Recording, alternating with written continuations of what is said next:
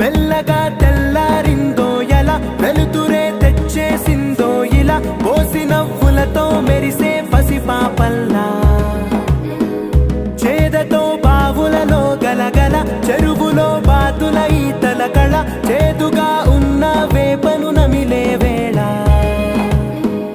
చుట్ట పొగ మంచుల్లో చుట్టాల పిలుపుల్లో మాటలే కలిపేస్తూ మనసారా మమతల్ని పండించి